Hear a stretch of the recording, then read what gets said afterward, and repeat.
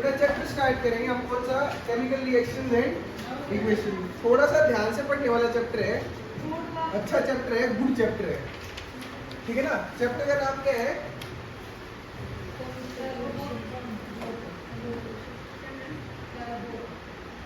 Chapter का नाम है जी chemical reactions and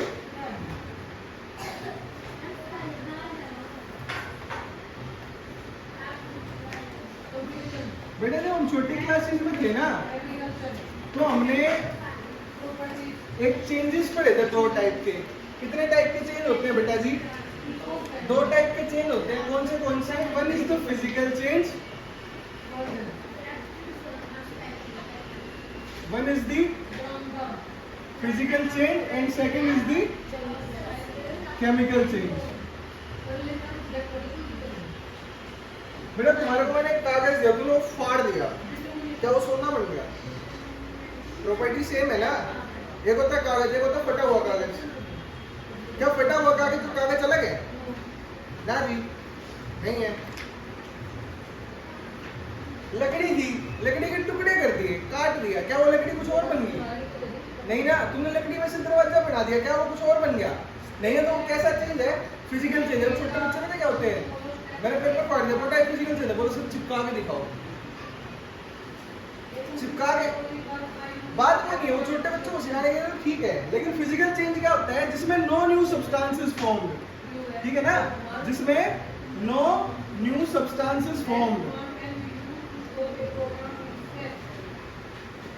no new substances formed. यहाँ पे है ना बेटा, कोई भी नई सब्सटेंस नहीं बनती। लेकिन केमिकल चेंज में क्या होता है? A new substance with new property, a new substance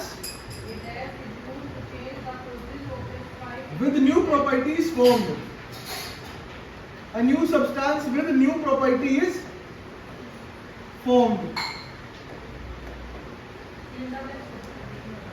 जैसे बेटा घर पे मेहमान आ गए हैं, बोलते रहे तो आलू की सब्जी खाएंगे, वो मजा नहीं आ रहा है दाल में, क्या करा? आलू काटे भाई, गैस वैस चलाई, सब्जी बना दी। क्या उन अनकुक्ड रॉ पोटैटोस की प्रॉपर्टी उन कुक्ड पोटैटोस की जैसी है? यस सर, सेम इस तरह है, अलग है। वो अनकुक्ड रॉ पोटैटो कड़ा होता है बेटा, टाइट होता है, वो सॉफ्ट होता है। सब्जी बना दी, सब्जी की प्रॉपर्टी आलू जैसी है। तो वही कह रहा हूं ना मैं, ऐसा कब होता है? जब आपकी केमिकल रिएक्शन होती है ना, तो कौन सा चेंज हो जाता है? Chemical change. For every chemical reaction there is a chemical change. हर केमिकल रिएक्शन के लिए क्या होता है बेटा? एक केमिकल चेंज होता है। For every chemical change their is a chemical reaction. Her chemical change के लिए क्या होती है? For every chemical change their is a chemical. किसी एक भाई को समस्या होगी थोड़ी सी, डॉक्टर के पास गए, समस्या क्या थी वो तुम अपने हिसाब से लगा लो, जो लगानी है तुमको, ठीक है। वो गया डॉक्टर साहब, मजा नहीं आ रहा है, थोड़ा दवाई ववाई दो यार, काफी टूटा टूटा सा शरीर है। तो डॉक्टर ने दवाई दे दी। अब वो इलाज तो हुआ नहीं, उसके रैशेज हो गए, खारिश हो गई, बेटा वो जा रहा है, बोलते हैं रिएक्शन होगी थी। क्या होगी? इसको बोलते हैं रिएक्शन होगी। रिएक्शन में क्या होता है? प्रॉपर्टी अलग हो जाती है, प्रॉपर्टीज क्या हो जाती है? अलग हो जाती है। और वो क्यों होती है? क्योंकि वहां पे क्या हो जाता है? केमिकल चेंज हो जाता है बेटा। कौन सा चेंज हो जाता है? वहां पे केमिकल चेंज हो जाता है। ये बेसिक सी बात समझ में ये समझ नहीं आएगी, पर आगे चैप्टर में बढ़ने का कोई फायदा नहीं है। केमिकल चेंज क्या होता है बेटा जी? जब एक नया सब्सटेंस बनता है नई प्रॉपर्टीज के साथ, उसको क्या बोलते हैं हम? केमिकल चेंज बोलते हैं बेटा। और हर केमिकल चेंज के लिए क्या होती है हमारे पास बेटा जी? एक केमिकल रिएक्शन होती है। यहाँ तक कोई समस्या है? केमिकल रिएक्शन क्या होती है? Chemical reaction is a rearrangement. क्या होती है मैं समझाता हूँ एक बार। अपने को पता है कि अगर हम हाइड्रोजन को ऑक्सीजन के साथ मिला देंगे तो क्या बन जाएगा? बेसिक रिएक्शन है। तो छोटी क्लासेस में आ जाती है ना, पानी किससे बना हुआ है? दो हाइड्रोजन से और एक ऑक्सीजन से। देखो क्या है, ये दो हाइड्रोजन थे, ये दो ऑक्सीजन थे,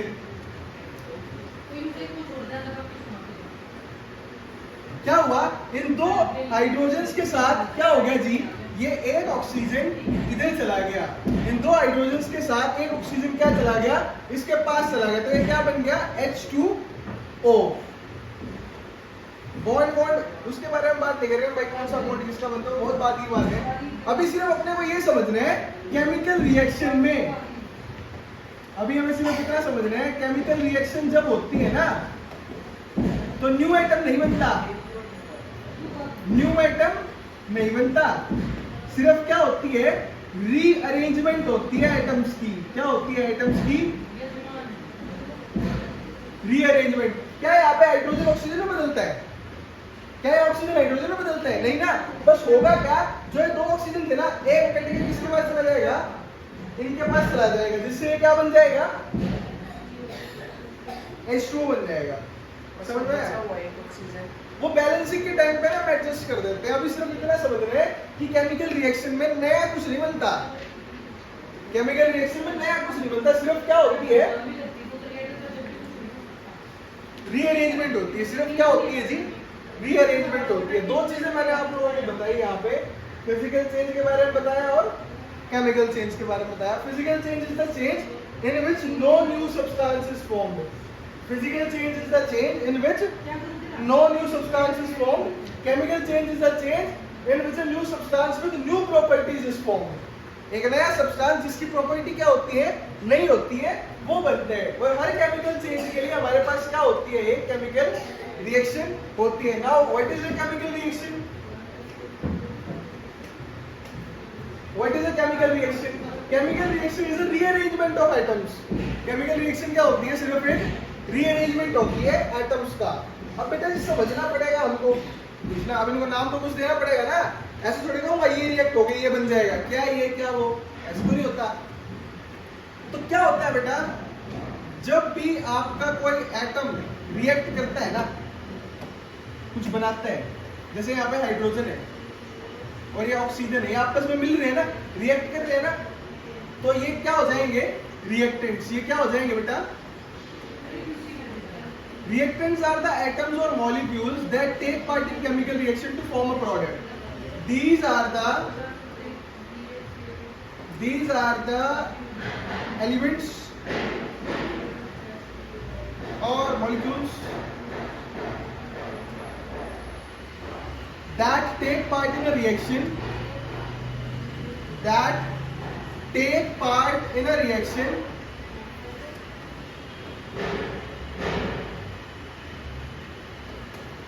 to form product.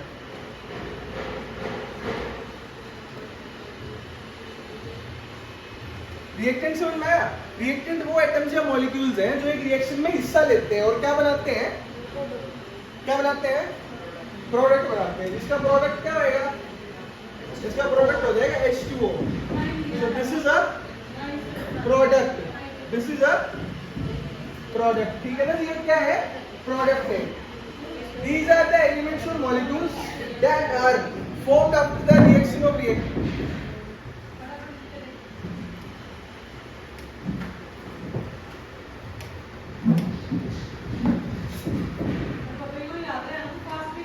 These are the elements or molecules that are formed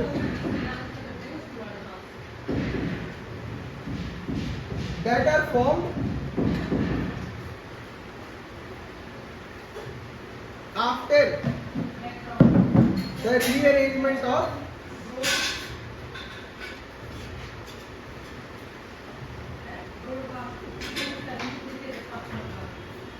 अभी देखा था ना बेटा हमने, यहाँ पे क्या हुई है, रीअरेंजमेंट हुई है ना एटम्स की, क्या हुई है यहाँ पे रीअरेंजमेंट हुई है। किन की रीअरेंजमेंट हुई है, रिएक्टेंट्स की हुई है रीअरेंजमेंट, जिससे क्या बन गया, एक प्रोडक्ट बन गया। रिएक्टेंट्स की रीअरेंजमेंट से क्या बन गया, प्रोडक्ट बन गया। अब कोई पूछे रिएक्टेंट क्या होता है, ये वो एलिमेंट या मॉलिक्यूल होते हैं जो एक रिएक्शन में हिस्सा लेते हैं, और प्रोडक्ट क्या होते हैं, इनके हिस्सा लेने के बाद एक रिजल्ट निकलता है। इनके हिस्सा लेने के बाद क्या निकलता है, एक रिजल्ट निकलता है, जिसे हम क्या बोलते हैं, प्रोडक्ट बोलते हैं। जैसे 2+2 का रिजल्ट क्या आएगा, 4 आएगा, तो ये रिएक्टेंट हो गया और ये क्या होगा, इसका प्रोडक्ट होगा। यहाँ पे प्रोडक्ट का मतलब मल्टीप्लाई नहीं है, केमिस्ट्री का प्रोडक्ट है। समझे मेरी बात को या नहीं समझ पा रहे? अरे बोल रहा हूँ, यार रुक रहा होगा बीच में, या आर पार हो रहा है, या जाइन रहा।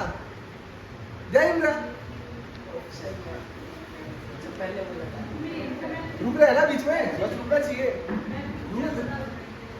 कई बार क्या होता है ना, यहाँ यहाँ वो ऊपर से चला जाता है, वो पकड़ना पड़ता है। रुक रहा बीच में है? सब क्लियर है यार? क्लियर है? क्लियर है सब? देखो जी, ये हमें पता लग गया कि रिएक्टेंट और प्रोडक्ट क्या होते हैं। हमारे चैप्टर में सबसे पहला जो काम है ना, वो एक रिएक्शन है। मैग्नीशियम रिबन को जला रहे हैं, ठीक है ना। When magnesium ribbon is burnt in air, when magnesium ribbon is burnt in air, it form, पहली रिएक्शन है जी चैप्टर की, it form magnesium oxide।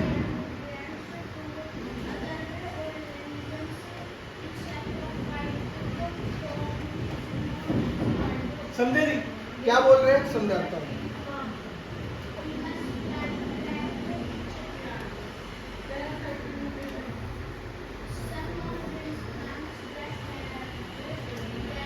देखना बेटा एक बार, magnesium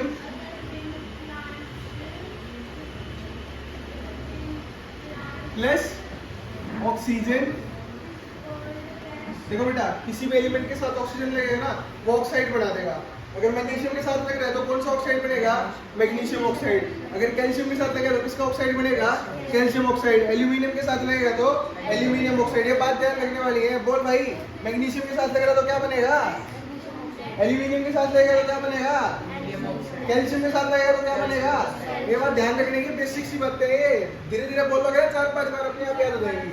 magnesium plus oxygen gives magnesium oxide. क्या बना रहा है बेटा जी? ये मैग्नीशियम ऑक्साइड बना रहा है, मैग्नीशियम का ऑक्साइड। ये है वर्ड इक्वेशन। ये कौन सी इक्वेशन है? Word equation. इसको सिंपल बना रहे। अब मान लो ये तो छोटा है, लेकिन कोई बहुत ज्यादा रिएक्टेंट्स आ गए, जैसे तुम बड़े हो जाओगे ना तो बहुत ज्यादा रिएक्टेंट्स आते हैं, उनको ऐसे लिखना तो पॉसिबल नहीं है ना।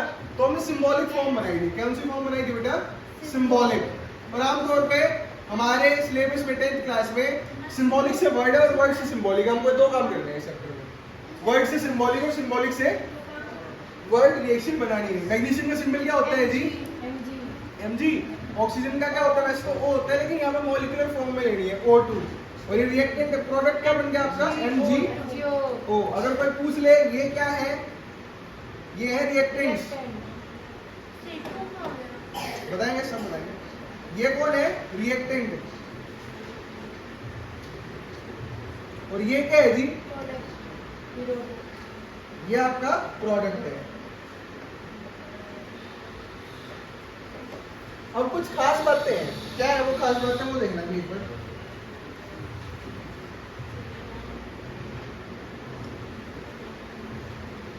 पहली खास बात, इस रिएक्शन के अंदर मैग्नीशियम किस फॉर्म में रिएक्ट करते हैं? रिबन की फॉर्म में रिएक्ट करते हैं। किस फॉर्म में रिएक्ट करते हैं? Magnesium react in the form of ribbon. Magnesium react in the form of ribbon.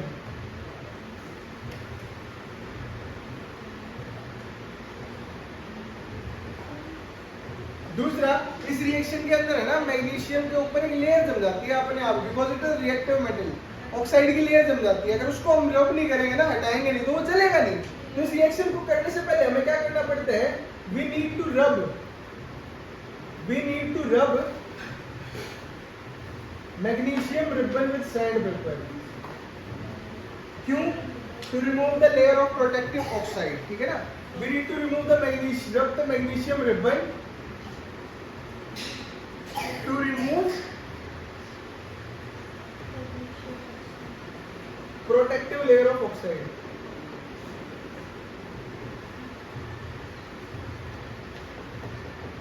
और एक सबसे खास बात यहाँ पे है ना, मैग्नीशियम कैसे फ्यूम्स निकालता है? White fumes, dazzling white fumes निकालता है। कैसे फ्यूम्स निकालता है? Dazzling white. Magnesium burn with dazzling white fumes. Magnesium burn with dazzling white fumes। Fumes का मतलब क्या होता है? लपटे। जैसे इस मैग्नीशियम को जलाओगे ना, ये बहुत तेज या बहुत वाइब्रेंट कलर की व्हाइट लाइट छोड़ेगा, ठीक है? ठीक है ना जी?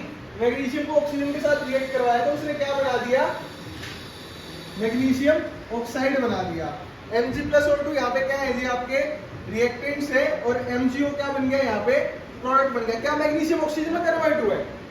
क्या ऑक्सीजन मैग्नीशियम में कन्वर्ट हुआ है? क्या हुई है यहाँ पे? सिर्फ और सिर्फ रीअरेंजमेंट हुई है जी। क्या हुई है यहाँ पे? सिर्फ और सिर्फ रीअरेंजमेंट हुई है। बेटा ये पहली रिएक्शन है, इस चैप्टर की समझ में आई है या नहीं आई?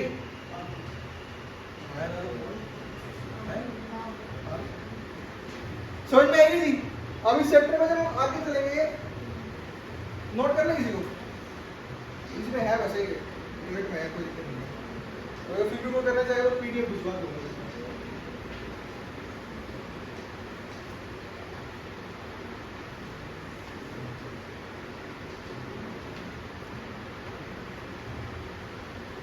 देखो नेक्स्ट जो है वो एक चीज समझनी है, सिर्फ क्या होती है, क्यों होती है, किस लिए होती है, बस समझनी है। क्या समझनी है? ये भाई प्रवचन नहीं देगा,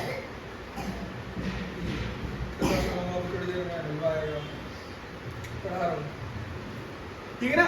जब मैग्नीशियम किसके साथ रिएक्ट करेगा? ऑक्सीजन के साथ रिएक्ट करेगा, तो वो क्या बना देगा जी?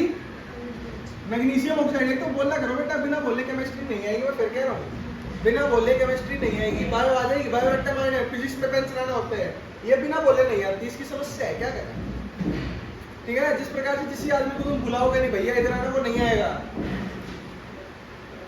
बोल लोगे नहीं तो उसको क्या पता क्या कर रहे हो तुम? वो तो कहेगा डांस कर रहे हो, खुश होगा मेरे को देख के, ठीक है ना? तो मैग्नीशियम ऑक्सीजन के साथ रिएक्ट करेगा तो क्या बन जाएगा? मैग्नीशियम ऑक्साइड बन जाएगा, MgO का। दो यहाँ पे दाएं बाएं ऊपर नीचे कुछ लिखा हुआ है डिजिट? नहीं ना? तो यहाँ पे मैग्नीशियम कितने हैं बेटा? यहाँ दाएं बाएं ऊपर नीचे कुछ लिखा हुआ है? लिखा हुआ है ना? ये दो लिखा तो हुआ है, अंधे हो गए। कितने हैं यहाँ पे? दो। इसका मतलब रिएक्टेंट की साइड मैग्नीशियम कितने हैं? एक। और ऑक्सीजन कितने हैं जी? ठीक है। प्रोडक्ट की साइड जब हम चलते हैं, क्या मैग्नीशियम के दाएं बाएं ऊपर नीचे कुछ लिखा हुआ है? मैग्नीशियम कितने हैं बेटा? ऑक्सीजन कितने हैं यहाँ पे? ये लफड़ा होगा। अगर रिएक्टेंट और प्रोडक्ट साइज सेम नहीं होते ना, तो उसको अनबैलेंस इक्वेशन बोलते हैं। लेकिन यहाँ पे सिर्फ बता रखा है कि मैग्नीशियम ऑक्सीजन के साथ रिएक्ट करता है, तो अनबैलेंस इक्वेशन को या इस टाइप की इक्वेशंस को हम कौन सी रिएक्शन बोलते हैं? Skeletal equations. कौन सी है ये? स्केलेटल। मतलब ढांचा है, बस बता दिया मैंने। बोल दिया बेटा 2 + 2 4 होता है, या 12 क्या होता है? 24 होता है। ये स्केलेटन है, मैंने करके नहीं दिखाया कि मैं यूं बोल दूं 12 × 2 कर दो बेटा, 2 × 4 2 × 2, ये तो प्रॉपर होगा। कर दिया बस, Mg+O2 MgO। बताया नहीं। अब बच्चों के दिमाग में क्वेश्चन आता है, सर ये 2 थे एक क्यों हो गए? कई बार 2 होते हैं वो 1 हो जाते हैं, 1 होते हैं वो 2 हो जाते हैं, ठीक है? बैलेंस नहीं हो पाती है। तो ये कैसी होती है? स्केलेटल या अनबैलेंस। कैसी होती है ये? स्केलेटल और अनबैलेंस। ये कैसी है जी? स्केलेटल। स्केलेटल और अन। इनको बैलेंस करना सीखना है। क्वेश्चन तो है क्यों सीखना है? बैलेंस तो हो जाए, क्यों? क्या जरूरी है? देखना भाई एक बार आगे, ये मेरे ख्याल में सबको समझ में आ गया होगा। फिर बेटा क्वेश्चन तो ये है, हमें कैसे पता लगेगा? जिस प्रकार से किसी घर पे शादी हो तो भैया बारात जाएगी, दुल्हन आएगी, दूल्हा जाएगा, रिश्ता रास्ता करके लेके आएंगे, पता लगेगा ना शादी है। दूर से बता दो भाई इस घर में शादी है, बता दो दूर से सजा हुआ होगा, बढ़िया है। ऐसे ही हमें कैसे पता लगेगा केमिकल रिएक्शन हुई है? तो उसकी कैरेक्टरिस्टिक्स होती है, तो वो देखना है एक बार। Characteristics of chemical reaction. Characteristics of chemical reaction.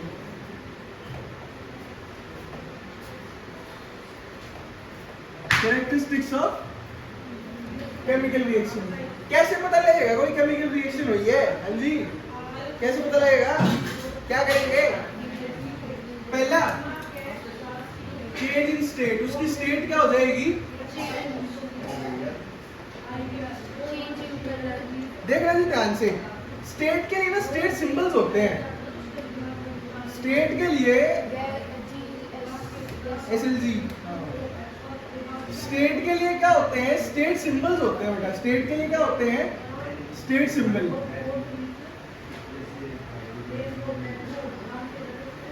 ठीक है ना, स्टेट के लिए क्या होते हैं, स्टेट सिंबल्स होते हैं। स्टेट सिंबल्स पे ध्यान देना, सॉलिड के लिए हम क्या लिखते हैं, स्मॉल एस, लिक्विड के लिए हम क्या लिखते हैं, स्मॉल एल, गैस के लिए हम क्या लिखते हैं, स्मॉल जी, एक्वस के लिए हम क्या लिखते हैं, AQ, ठीक है ना, और एनहाइड्रस के लिए क्या लिखते हैं हम, ANH। ये जब सॉल्ट करोगे ना तो आराम से समझ में आ जाएगा, ठीक है बेटा, ANH डॉट, ठीक है ना। सॉलिड के लिए क्या यूज करते हैं हम, S, लिक्विड के लिए हम क्या यूज करते हैं, L, गैस के लिए G, एक्वस के लिए AQ और एनहाइड्रस के लिए ANH। जब भी कोई स्टेट चेंज हो, देखो ये एब्सोल्यूट फिनोमेना नहीं है, क्योंकि मेल्ट तो भाई आइस से वाटर में होता है, वो भी स्टेट चेंज हो रही है, लेकिन वो केमिकल रिएक्शन नहीं है। क्यों? क्योंकि वाटर पहले ही वाटर था, फ्रीज था बस, वो अब भी वाटर है, कुछ अलग नहीं हुआ। वेपर बन गया तो भी वाटर ही है, केमिकल चेंज नहीं है, वो फिजिकल चेंज है। मेल्टिंग ऑफ आइस क्या है, फिजिकल चेंज। अच्छा, melting of wax, melting of wax, मोम पिघल रहे हैं, फिजिकल है, लेकिन बर्निंग ऑफ वैक्स वो केमिकल है। समझ में आया? धीरे धीरे चलोगे ना आराम से, अभी परेशान नहीं हो रहे कि ये क्या हो रहा है, हमें समझ नहीं, घबराना नहीं है, ठीक है। ये भी बताऊंगा। सॉलिड लिक्विड गैस तो पता होगा, जब कोई सॉलिड है तुम उसको खुद पानी बनाते हो मिला के, ग्लूकोन डी है, तुमने उसको पानी बनाया है, लेकिन अब तो वो लिक्विड हो गया ना। ऐसे लिक्विड को एक्वस बोलते हैं। जिस लिक्विड को तुम खुद पानी डाल के लिक्विड बनाओ ना, उसको क्या बोलते हैं, एक्वस बोलते हैं। एनहाइड्रस एक सॉल्ट है, उसको से वाटर रिमूव। एनहाइड्रस का सिंपल सा मतलब होता है वाटर रिमूव। एनहाइड्रस का सिंपल सा मतलब क्या होता है बेटा, वाटर रिमूव स्टेट।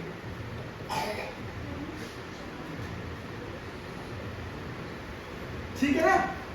क्या होता है जी, कभी कभी कार्बन एक सॉलिड फॉर्म है जी, उसको ऑक्सीजन के साथ रिएक्ट करवाया, जलाया, तो क्या बन जाएगा, ये गैस है, क्या बन जाएगी, ये CO2 गैस बन जाएगी, स्टेट चेंज होगी, केमिकल रिएक्शन होगी। कार्बन सॉलिड है, ऑक्सीजन गैस है, कार्बन डाइऑक्साइड बन गई, क्या होती है वो, गैस। अब मेरी बात को ध्यान से सुनना, अगर किसी भी एलिमेंट के साथ, ये काम की बात नहीं बता रहा हूँ, किसी भी एलिमेंट के साथ अगर एक ऑक्सीजन जुड़ी हुई है तो वो होता है ऑक्साइड। ऑक्साइड भी कैसा, डाइऑक्साइड। अगर इस एलिमेंट के साथ सिंगल ऑक्सीजन जुड़ी हुई है तो वो कौन सा ऑक्साइड हो जाता है, मोनोऑक्साइड। जैसे हम CO लिखते हैं, CO का मतलब क्या होता है, कार्बन, कार्बन मोनोऑक्साइड। डाई दो होते हैं बेटा, या एक है। CO क्या होता है, कार्बन मोनोऑक्साइड, और CO2 क्या होता है, कार्बन डाइऑक्साइड। तो ये बातें ध्यान रखने की है जी। ये वैसे तो छोटी क्लासों में क्लियर हो जानी चाहिए, लेकिन फिर भी ध्यान रखना, ठीक है जी।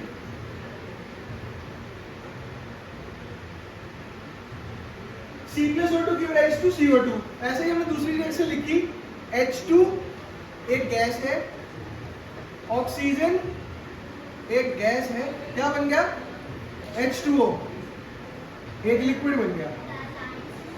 अब हाइड्रोजन तो जल सकता है, ऑक्सीजन कम्बशन को सपोर्ट करती है। अब ये तो ऐसे है, पानी को बुझा दे, आग को बुझा देते हैं, प्रॉपर्टी बिल्कुल अलग है ना। तो यहाँ क्या है, केमिकल रिएक्शन हुआ है, केमिकल चेंज हुआ है, और ये स्टेट भी चेंज हुई है इसकी, क्योंकि दोनों गैस थी मिलकर क्या बन गया, लिक्विड बन गया ना बेटा। समझ में आया? सर ये जरूरी है, मतलब हमेशा ही प्रोडक्ट किसी और स्टेट, ये तो बस कैरेक्टरिस्टिक्स है, इससे पता लग सकता है। मैं फिर कह रहा हूँ, ये वाला एब्सोल्यूट फैक्टर नहीं है, ये वाला एब्सोल्यूट फैक्टर नहीं है, बस है, ऐसा है, माना जाएगा, मान सकते हैं। जिस प्रकार से दूध है, दूध को कुछ तुमने कर्टलिंग कर दी, उसकी दही जमा दी, वो सॉलिडिफाई हो जाती है। एक तो उसका टेस्ट बदल गया, दूसरा उसकी स्टेट बदल गई, वो लिक्विड से क्या हो गया, सॉलिड होगा। कुछ भले आदमी मेरे को ये कहेंगे, सर उसको हम दही बना सकते हैं बेटा। चलो पनीर पे आ जाओ, दही छोड़ दी, पनीर पे आ जाओ, दूध था, पनीर पनीर तो सॉलिड होता है ना, लेकिन दूध कैसा होता है? क्या पनीर की प्रॉपर्टी दूध जैसी होती है? नहीं ना, दूध तो सॉलिड, ये सॉरी दूध लिक्विड और ये सॉलिड। दूध की मटर पनीर नहीं बन सकती, लेकिन पनीर की मटर पनीर बना सकते हो। बोले सर ये क्या बात है? ये बात है, दूध की मटर पनीर बना सकते हैं, बन जाएगी बेटा। नहीं ना, मटर पनीर तो पनीर की बनेगी, तो शाही पनीर बना दो दूध की, बन जाएगी। नहीं, ढाबा बोल दिया शाही पनीर मटर पनीर, कौन सा खाओगे? क्या पनीर बटर मसाला और तवा पनीर खा के देखो, बहुत बढ़िया बनता है। अरे मजाक की बात नहीं, फैन हो जाएगा। ये समझना है state in change, sorry change in state, ये पहली कैरेक्टरिस्टिक्स है। दूसरी है इवोल्यूशन ऑफ गैस। दूसरी है इवोल्यूशन ऑफ गैस। इवोल्यूशन का मतलब बाहर आना और गैस का मतलब गैस का बाहर आना। मान लो एक लिक्विड है, तुमने उसको कुछ डाल दिया, बुलबुले उठने लग गए। बुलबुले किसके होते हैं? गैस के होते हैं ना बेटा। बुलबुले किस चीज के होते हैं? गैस के होते हैं। नेक्स्ट है evolution of gas. Last year में उसके बाद निकल रहा है।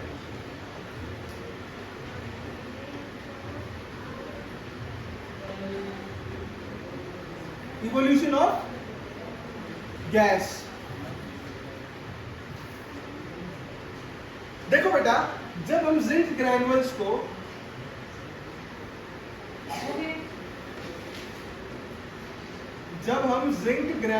को किसके साथ रिएक्ट करवाते हैं?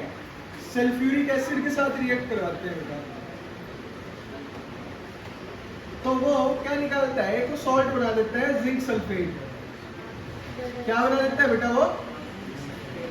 और साथ में कौन सी गैस निकालता है? हाइड्रोजन। जिसके साथ भी ये अपवर्ड एरो लगा मिलेगा, जिसके साथ भी ये अपवर्ड एरो लगा मिलेगा। अपवर्ड एरो का मतलब होता है इवोल्यूशन ऑफ गैस, मतलब वो गैस वहां पे उस रिएक्शन में निकली है, इवोल्व हुई है। जिसके साथ भी अपवर्ड एरो लगा मिल गया ना बेटा जी, तो इसका मतलब क्या होता है? Evolution of gas. अगर ये हाइड्रोजन के साथ लग रहा है तो इस रिएक्शन में कौन सी गैस निकली है बेटा जी? हाइड्रोजन निकली है ना। अगर ये एरो लगा हुआ है, इसका मतलब क्या है? ये गैस निकली है। अगर ये हाइड्रोजन के साथ लगा होता है, कौन सी गैस निकली है? हाइड्रोजन गैस निकली। सिंपल सी बात है, evolution of gas.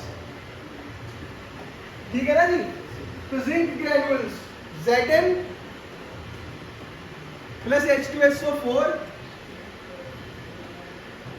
gives ZnSO4 plus H2। Her gas की कुछ कैरेक्टरिस्टिक्स होती है बेटा, मैं बताऊंगा, बिल्कुल क्लियर करके चलेंगे ताकि आपका क्वेश्चन बिल्कुल भी गलत ना हो जो पेपर में आए। ठीक है, किसी भी प्रकार से आपका क्वेश्चन क्या ना हो, गलत ना हो। ये किस टाइप की रिएक्शन है? वर्ड है, सिंबल है? ये नीचे वाली सिंबल, पता लग गया। देखना जी, ये हाइड्रोजन गैस है। सबसे पहले तो इस गैस की कैरेक्टरिस्टिक्स को देखते हैं बेटा। पहली चीज, ये ऑर्डरलेस और कलरलेस होती है, मतलब ना इसकी कोई स्मेल होती ना इसका कोई कलर होता। Odourless and colourless. दूसरा ये फ्लेमेबल होती है, जल्दी आग पकड़ लेती है। ठीक है ना। दो टाइप की गैसेस होती है, एक तो जो बुझा दे और एक जो भड़का दे। तो ये क्या होती है? फ्लेमेबल होती है बेटा। कैसी होती है ये? फ्लेमेबल। तीसरा, ये पॉप साउंड टेस्ट देती है। ये क्या देगी? पॉप साउंड टेस्ट देगी। मान लो किसी apparatus से बाहर आ रही हो, तुमने वहां कैंडल को रख दिया, तो क्या होगा? पॉप जैसी साउंड आएगी, which confirms the presence of hydrogen gas. यहां तक समझ में आया बेटा? अब क्वेश्चन आता है कि सर आपने ग्रैनुअल लिखा है, होते क्या है? स्मॉल पीसीस को ग्रैनुअल बोलते हैं। हम तीन चीज ले सकते हैं, या तो हम ब्लॉक ले लें, या तो हम क्या ले लें? पूरे का पूरा ब्लॉक ले लें, या हम क्या ले लें?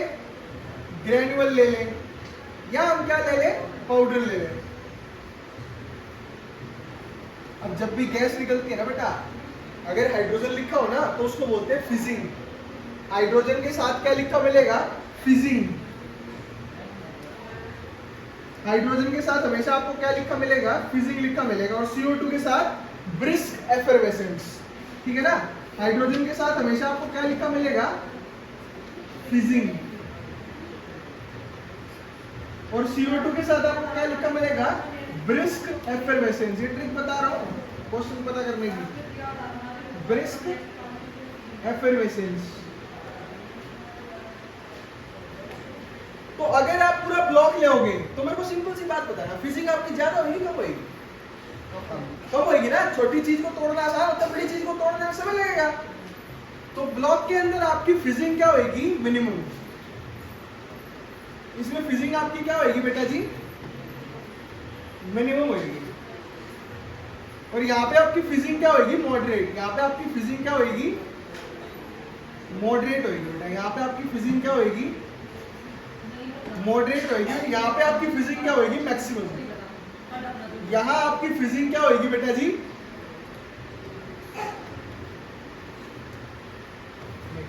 समझ में आया या नहीं आया? ये स्कूल में नहीं बताएंगे, स्कूल में नहीं बताएंगे ब्लॉक का, लेकिन क्वेश्चन आ जाएगा सीबीएस में। What will happen if powder is taken in place of granules? बच्चे कहेंगे हमने करा दिया।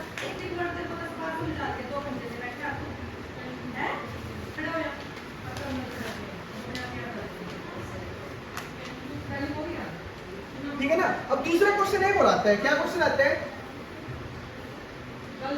अगर मैं HCl ले लूं H2SO4 की जगह, एक मैंने ले लिया HCl, एक मैंने ले लिया H2SO4, किसमें गैस ज्यादा निकलेगी? किसमें गैस ज्यादा निकलेगी बेटा जी? हाइड्रोजन किसमें ज्यादा है, तो ज्यादा किसमें निकलेंगे? इसमें कितने हैं, इसमें कितने हैं? तो इसीलिए H2SO4 में आपकी हाइड्रोजन ज्यादा निकलेगी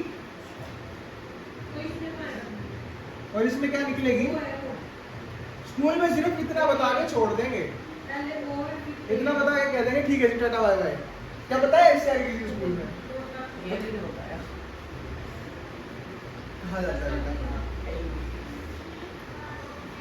सिंह जाता है। ठीक है ना। ये समझ में आया एवोल्यूशन ऑफ गैस का? भाई बहुत काम का है। जो ये एक्स्ट्रा पॉइंट है ना, इनको नोट्स में, जो एक्स्ट्रा पॉइंट है, क्योंकि याद नहीं रहेंगे। यहाँ मैं बोल रहा हूँ तब तक कुछ अच्छा लगेगा, सुहाना मौसम लगेगा, दिमाग में भी सब जाएगा। लेकिन जैसे खुद पढ़ने लगोगे यार ब्लॉक तो ग्रैन्युल बताया तो था, तो HCl में ज्यादा होना चाहिए, कम। हाइड्रोजन जलती है, बुझाती है, बुझा देती है क्योंकि पानी बनता है ना, तो परेशान हो जाओगे।